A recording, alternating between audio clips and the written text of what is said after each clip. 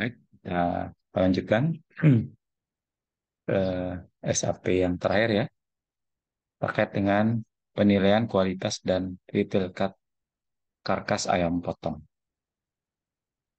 Nah, seperti kita ketahui, judging untuk unggas adalah cara untuk menilai perdagingan dan mutu daging atau karkas sesuai dengan yang dikehendaki oleh konsumen.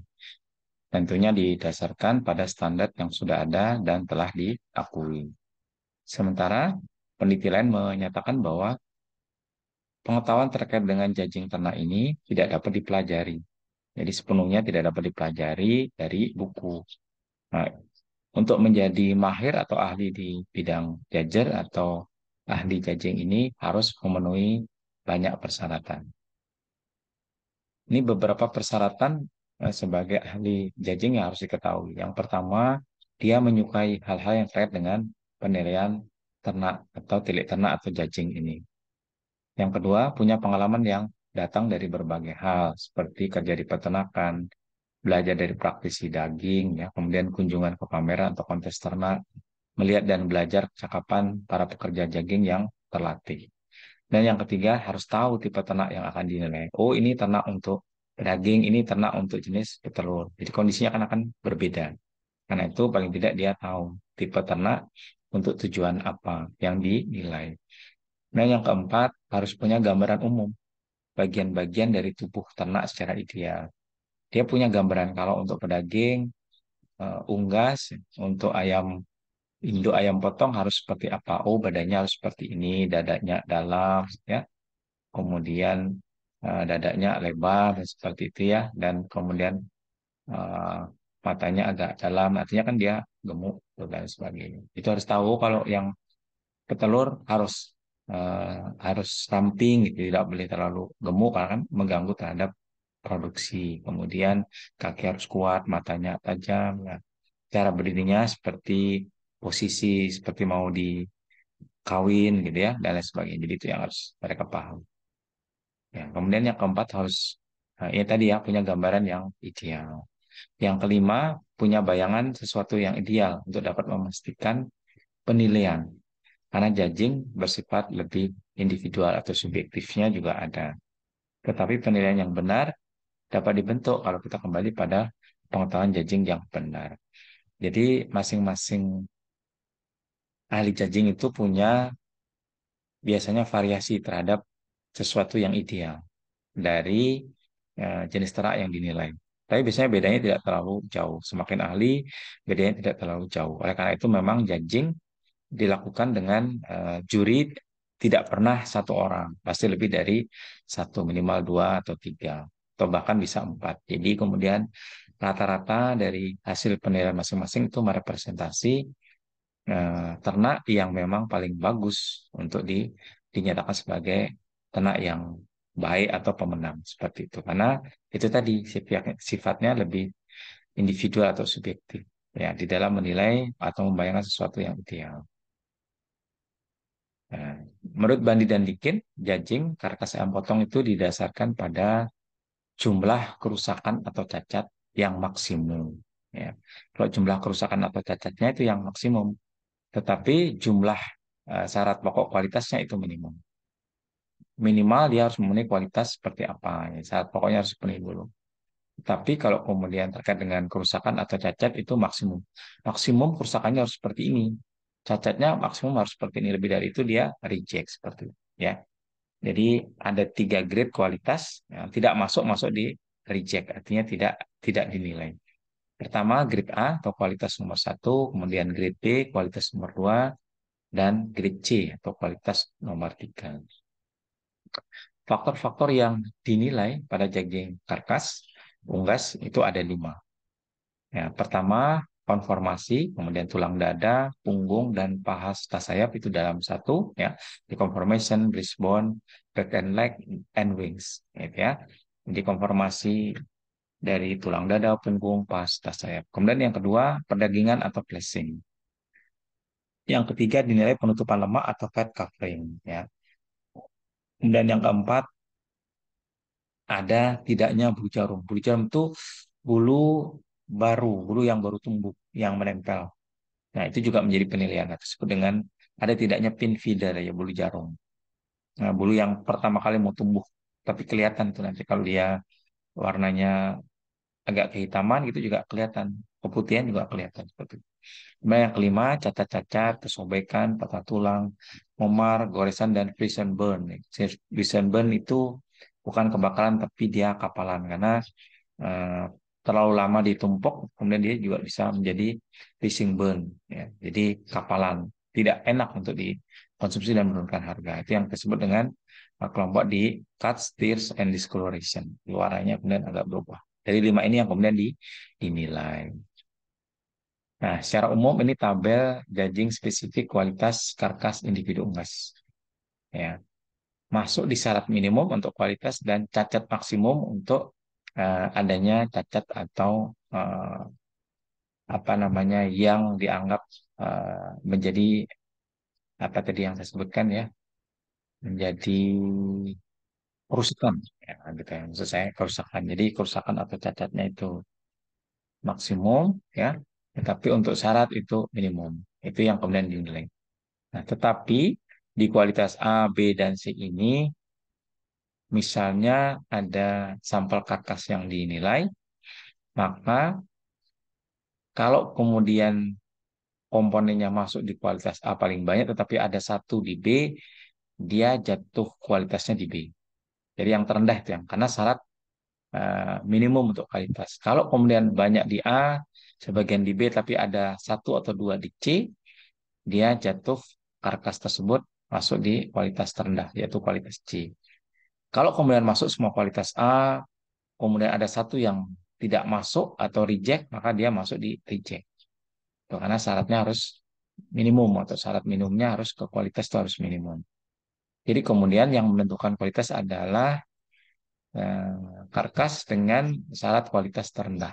Jadi kalau semuanya di bagian perdagingan, konformasi, penutupan lemak, ya kemudian bulu jarum, kemudian cacat, kesobekan dan memar goresan itu ada satu masuk di C, ya setelah yang lainnya di kualitas A atau B, dia tetap masuk di kualitas C, ya karkas tersebut. Kalau satu masuk di reject, maka semua menjadi reject, ya kualitasnya masuk di reject, seperti itu. Nah, untuk misalnya faktor kualitas yang pertama konformasi, ya atau kesesuaian tubuh, ya tulang dada, punggung, kemudian paha dan sayap dan sebagainya. Itu nanti masing-masing kriteria kualitas ada syaratnya. Misalnya untuk kualitas A, kesesuaian tubuhnya normal. Kemudian tulang dadanya ada sedikit lekuk, ya kira-kira 3 mili. Kemudian punggungnya harus normal, sedikit lekuk nggak apa-apa. Kemudian paha dan sayap normal. Nah, coba kalau kita masuk ke kualitas C ya, dengan komponen yang sama. Kesesuaian tubuh abnormal, jadi tidak normal ya. Kemudian tulang dadanya kelihatan bengkok. Kalau itu kan ada tapi sedikit lekukannya. Nah, kemudian punggungnya bengkok juga, paha dan sayapnya salah bentuk dan sebagainya itu masuk di kualitas C. Tapi masuk di masih di kelompok kualitas. Ya. Kemudian misalnya yang kedua perdagingan atau placing. Untuk masuk kualitas A, pembentukan daging bagus ya. Dada, leher dan panjangnya juga bagus. Jadi pembentukan daging cukup baik. Nah, yang B, kualitas B cukup baik. Yang ini baik yang A. Yang C, daging kurang. Artinya dia tidak bagus ya untuk apa namanya karkas untuk pedaging. Kemudian dada sempit, nah, penutup daging tipis. Yang bagus tuh yang A. Jadi nanti kita lihat nih, karena ini sebagai subjektif, kita harus tahu betul yang dia seperti apa, yang bagus seperti apa. Sehingga itu perlu proses dan pengalaman. Semakin bagus, semakin cepat menilai dan semakin sedikit bias kesalahannya. Ya, kemudian itu dinilai terus, penutupan lemak, covering, kemudian bulu jarumnya ada apa tidak, yang bagusnya bebas, tidak ada. Kemudian yang kelima, terkait dengan cacat-cacat, sobekan dan patah tulang ada enggak, atau seberapa cacatnya tidak berdasarkan kriteria di masing-masing kualitas. Kemudian burn-nya ada enggak, kalau ada, sampai seberapa besar toleransinya. Jadi ada di masing-masing kualitas. Itu semua akan ada centang-centang akan nilai. Jadi buat seperti bentuk ini, kemudian isian di kualitasnya itu Anda kosongkan. Jadi tinggal dicentang-centang mana masuk, mana masuk. Ya, dan itu beberapa mahasiswa juga banyak yang pelitian ini di dulu ya. Sekarang sudah mulai agak berkurang yang pada seperti itu. Nah, ini model kuesioner yang tadi setelah dihilangkan kualitasnya nanti sampel satu itu dengan model seperti ini dia masuk di mana nanti ditentukan oh kualitas sampel satu itu di grade C misalnya. Kemudian masuk sampel 2 dengan kuesioner yang sama gitu. Yang tidak termasuk kelas atau non kualitas atau dikatakan reject ya tidak masuk kualitas A, tidak masuk kualitas B, tidak masuk kualitas C itu disebut dengan reject itu apabila seperti di bawah ini keterangannya. Yang pertama adanya flash bruise yang besar atau memar. Jadi memar daging yang besar itu pada saat sebelum dipotong ayamnya dikejar-kejar, tabrak sana, tabrak sini, ya. Ayamnya stres sehingga ada flash bruises itu kemudian tidak masuk dalam kualitas atau reject.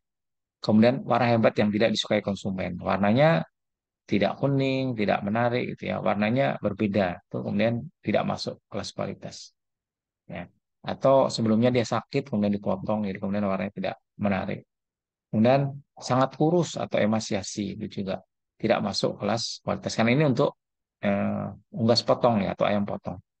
Kemudian ada luka yang besar. Misalnya sebelumnya kena sebelum dipotong ada stres dia lompat-lompat apa kena paku sobek. Kemudian ada luka besar dan sebagainya. Kemudian kesobekan-kesobekan yang besar itu tidak masuk di kelas kualitas atau reject. Semuanya masuk di A, ada satu bagian komponen yang tidak masuk, maka kemudian dia juga masuk di kelas reject. Ya. Nah, sekarang terkait dengan yang berikutnya, retail cut karkas. Retail cut itu potongan eceran. Ya, potongan eceran itu kemudian bisa dikelompokkan. Kan ada potongan eceran atau retail cut, ada juga yang whole cut. Ya, kalau di Kalimantan Selatan kan secara umum mereka menjualnya dalam bentuk whole cut, karkas yang masih utuh atau kemudian dipotong separuh. Ya, dipotong separuh dari bagian karkas itu semua dipotong separuh kiri kanan atau sisi kiri kanan itu simetris, itu kemudian itu dijual. Nah, kalau di Jawa itu ada yang disebut dengan retail cut dan ini menjadi bagian ya kajian potongan ilmiah ya, potongan komersil untuk unggas. Nah, retail cut atau potongan eceran untuk karkas ayam pedaging itu dibedakan yang pertama potongan sayap, ya sayap ya. Kemudian setelah itu kaki dan paha itu jadi satu, paha atas, paha dalam ya yang masuk ke dalam. Kemudian yang bahannya keluar yang bisa kita lihat itu juga jadi satu, itu kaki paha, kemudian dada sendiri, kemudian ada punggung. Nah, masing-masing sayap ada kanan kiri, kaki paha ada kanan kiri, dada itu kadang bisa di mereka belah dua gitu ya, ya karena dibelah dua. Kemudian punggung juga ya, karena tidak whole, kemudian dipotong jadi dua. Jadi masing-masing ada dua bagian. Itu yang disebut dengan potongan delapan, yaitu bagian kiri dan kanan dari karkas. Ini merupakan potongan delapan dari detail cut potongan komersil. Kita kenal itu 8 sampai 12. Kalau 16 sudah sering kita lihat kalau misalnya ada kenduri ya, apa selamatan tuh mereka minta potong 16 supaya kalau ayamnya memang gemuk itu 16 masih bagus tuh per potongan untuk orang kita ya. Tapi sebenarnya tidak masuk di kelompok potongan komersil. Potongan komersil itu sampai di 12 saja. Nah, kalau Anda pergi supermarket itu ada potongan 12, potongan 8 gitu ya. Ya itu disebut potongan atau retail cut komersilnya. Nah, ini retail cut karkas ayam-ayam, ayam potong ya. Ya. Sayap bagi dua, dada kemudian dibagi dua. Kaki sayap ada kiri kanan bagi dua. Kemudian punggung nanti dibelah dari dua. Yang masuk dari bagian karkas selain dari ini sebenarnya ada ya, selain yang ini kan potongan retailnya, tetapi yang masuk di bagian karkas itu ada juga leher masuk, kepala enggak. Jadi bagian di tulang occipito atlantis itu bagian kepala dengan batas leher itu kemudian dipotong. Tapi biasanya kita melihat bahwa leher dan kepala jadi satu dan jual terpisah gitu ya. Tapi sebenarnya kalau Anda penelitian leher juga masih bisa masuk. Tapi kepalanya dibuang. Jadi kalau di luar tuh kepala hilang di bagian tulang occipito atlantis potong situ kemudian dibalik. Jadi apa namanya lehernya juga masih ada. Jadi di beberapa referensi itu memasukkan leher jadi bagian dari karkas, komponen karkas. Termasuk juga giblet. Giblet tuh hati, jantung dan apa namanya rempela ya. Hati, jantung dan rempela. Ini hati, jantung, rempela itu kelompok giblets itu masih masuk di karkas dan ditimbang sebagai bagian dari karkas. Jeroannya tidak. Itu jangan sampai Anda salah nanti. Iya. Kemudian pemalsuan karkas. Ini yang sering terjadi. Karkas tuh kemudian supaya kelihatan besar, sehat, gemuk tuh disuntik itu kan, seperti ini nih. Ya itu terjadi banyak itu. Isinya apa Pak? Dengan air, ya air bersih gitu ya. Tapi kemudian nanti karkasnya kalau sudah kemudian dibeli itu kelihatan becek seperti ini basah. Nah, tidak bagus gitu. Karena ini bagian dari penipuan sebenarnya. Ya, disuntik begini kemudian nanti kalau nyuntiknya pelan-pelan dibuat agak miring tuh enggak kembali itu. Jadi kalau kita vaksin dibuat jangan lurus nyuntiknya miring gitu, kemudian tidak kembali air. Nah, itu banyak dilakukan oleh penjual yang nakal. Ya, itu Anda harus tahu. Kemudian kontaminasi cemaran karkas ayam. Nah, untuk daging segar dan daging dingin yang disimpan di dalam refrigerator itu ada tiga kelompok yang mencemari. Yang pertama kelompok bakteri, kapang atau yeast, dan kemudian kamir. Ya, bakteri misalnya dari kelompok Acinetobacter ya. Kemudian ada Pseudomonas. Dari kapang salah satunya misalnya Cladosporium. Kamir salah satunya bisa di Candida. Jadi banyak sekali ragam dari bakterinya bisa mencemari walaupun kita simpan daging segar atau daging dingin itu di dalam refrigerator. Jadi harus refrigeratornya dalam kondisi yang sering kita pantau supaya selalu dalam kondisi steril dan higienis. Ya, suhu juga harus diperhatikan. Nah, kalau tadi kita bicara daging segar, daging dingin, sekarang daging olahan dan daging asap. Ada tiga kelompok juga yang bisa menyerang dari kelompok bakteri, kapang, dan kamir. Jenisnya satu dua sama, tapi juga banyak yang berbeda. Nah, kalau dari kelompok bakteri itu ada Lactobacillus dan bakteri asam laktat. Kemudian di kelompok kapang ada Aspergillus dan Rhizopus. Ya, kemudian di kelompok kamir ada Debaryomices ya, dan Candida yang tadi seperti di atas. Jadi artinya daging olahan dan daging asap pun masih bisa terkontaminasi. Jadi kita harus hati-hati. Dihindari makan makanan daging atau apapun produk berasal dari ternak yang setengah matang. Karena yang matang pun masih bisa terkontaminasi. Apalagi yang masih setengah matang. Jadi hindari itu. Katanya kan bisa kuat, bisa sehat apa. Tapi baiknya memang yang matang supaya Anda terhindar dari eh, penetrasi atau kontaminasi baik bakteri kapang maupun kamir yang mencemari baik eh, daging segar ataupun yang sudah olahan dan daging asap. Oleh karena itu penyimpanan daging sebaiknya di suhu tertentu.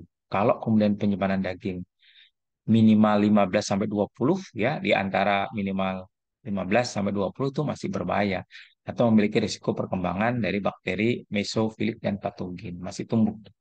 Di bawah 15 baiknya. Oleh karena itu jumlah mikroorganisme itu kemudian terlihat berbeda.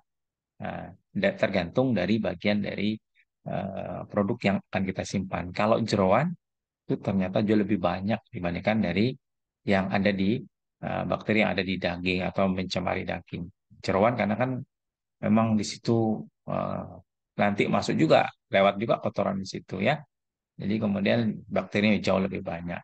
Oleh karena itu perlakuannya berbeda. Untuk jeroan harus segera didinginkan supaya kemudian tidak bertambah bakterinya dan bisa dimatikan atau dikondisikan supaya kemudian di posisi suhu yang sudah kita ambil itu paling tidak dia bisa mati. Nah, yang ideal adalah untuk penyimpanan kelompok dari produk daging ya, daging karkas ya, itu minimal 4 derajat ya, minimal. Kurang dari 4 derajat tuh bagus. Sedangkan untuk penyimpanan jeroan itu jauh lebih dingin ya, 1 derajat lebih dingin dibandingkan dengan penyimpanan jeroan. Jadi maksimal tuh yang bagus 3 derajat. Kalau yang penyimpanan daging maksimal masih bisa di 4 derajat. Oleh karena itu kalau di kulkas kan 5 derajat, jadi Anda harus masukkan ke bukan di refrigerator yang bawah tapi ke yang atas ya untuk apa namanya untuk penyimpanan dinginnya ya, penyimpanan dinginnya bukan yang di bawah ya. Di cold storage-nya lah yang dingin mau yang di atas. Nah, pencemaran yang terjadi pada saat pemotongan atau cutting ya, pemisahan atau cutting dan pengemasan itu terjadi biasanya melalui kontaminasi di peralatan, kemudian tangan dari pekerja, suhu ruang ya, yang kemudian tidak pas ya, dan lamanya daging pada ruangan. Oleh karena itu jangan terlalu lama ya. Nah, suhu untuk ruang cutting ya, untuk membelah, membagi, memotong-motong bagian tertentu dan deboning ya, pengambilan atau pengelupasan daging itu di rumah potong unggas itu sebaiknya suhunya itu kurang dari 10 derajat atau maksimal 10 derajat Celcius. Maka itu kemudian masih jauh lebih aman dibandingkan kalau suhunya di atas itu. Ya, demikian yang bisa saya sampaikan untuk topik penilaian kualitas dan detail karkas ayam potong ya. Terima kasih. Assalamualaikum warahmatullahi wabarakatuh.